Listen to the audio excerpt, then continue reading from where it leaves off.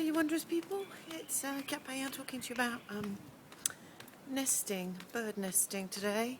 I'm researching this topic, and it's something that's I've always said that one should do when one gets divorced, is the parents should move out and the children should stay in the house.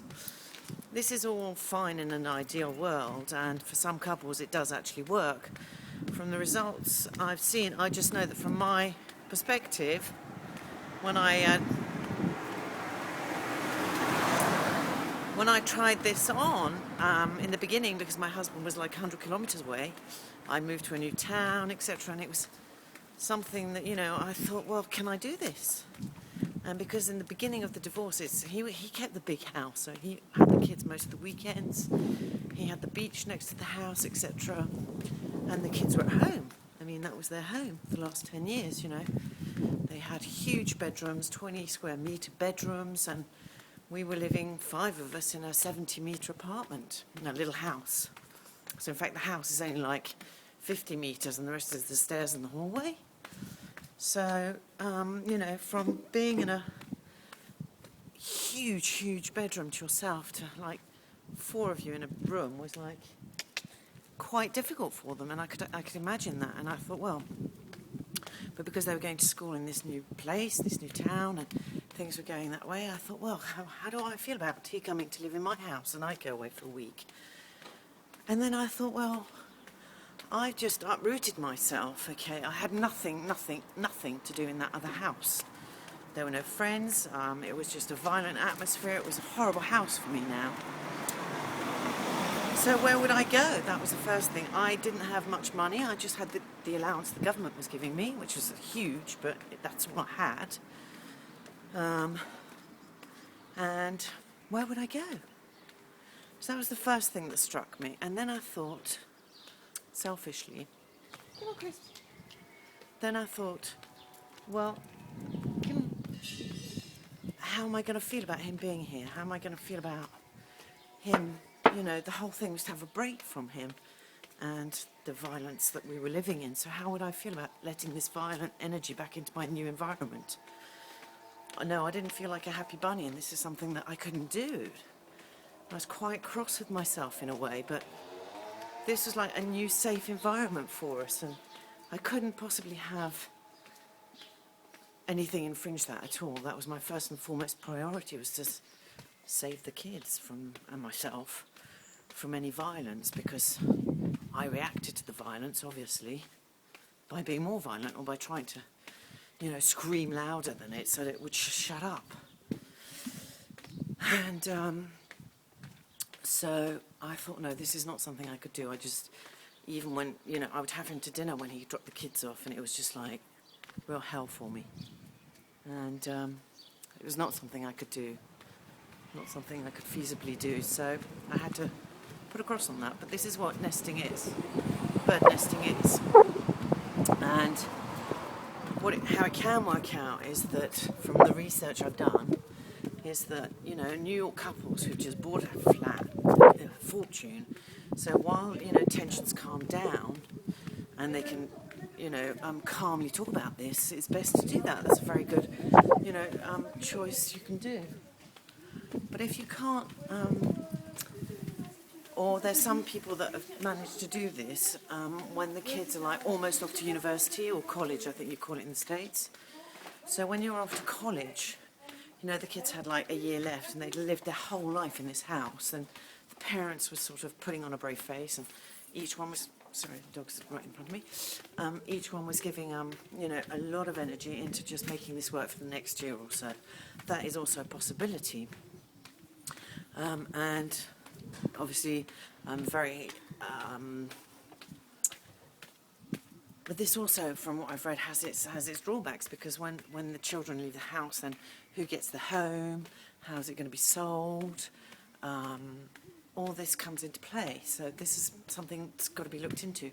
And the other thing was, I read articles about women who were saying, well, I'm dating this guy, it's really well, we've been dating a couple of years, 3 years or whatever, and we're thinking marriage down the road, but he has kids, that's fine. But he has this bird nesting situation, and it's kind of a bit bizarre because I can't go to his house, or I can't see him that particular week when he's there, or, and how the kid's going to react when dad shows up with a new woman, etc., etc. So that was one thing. And then I read a lot of men's forums, and they were saying, no, that's the way the wife wants to have all of it. She's stealing every penny I have, so I'm not going to do this bird nesting business. No way. She was always a moaning bitch, and I'd have to do all the housework anyway, so I'm not doing it in two places. So that was quite a funny way of looking at it on both sides. So reports are now showing that, for the children, as long as the parents get on during the divorce process, as long as they try and really make a go of it, for the sake of the children, obviously, then, the child will have a much better evolution, much better natural, normal childhood and adulthood. But doesn't mean to say that, Chris, come on, darling. Doesn't mean to say that this is not, it does have repercussions, of course, and if, you need such an understanding about, when you're going to leave and when you're going to come, if you're supposed to have Tuesday 4 o'clock when the kids get out of school till Saturday lunchtime or something, you can't possibly plan anything with the children on the Saturday afternoon ever, because that's mum's time or dad's time, or, and that must be quite complicated. So I think from a personal perspective, there is the issue of the child going through its own grieving stage, shall we say, and the child will be angry, the child will be sad, the child will be mad, and then it'll just, get into forgiveness, as the adults do. And I do know that my husband has been very nice and very kind, because sometimes, when I said no, that, there's no way we can have a 1 week, the child just doesn't want it because it was only the little one. The others were big enough to say yes or no. She doesn't feel strong enough to do that, so he just respected that. And I do have to be thankful for that, and I don't take that lightly either.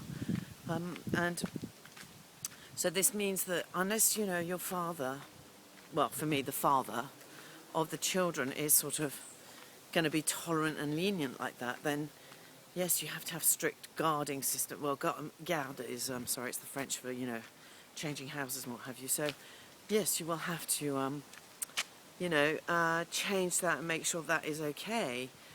I personally think that with a toddler, if he only saw dad one weekend would be fine.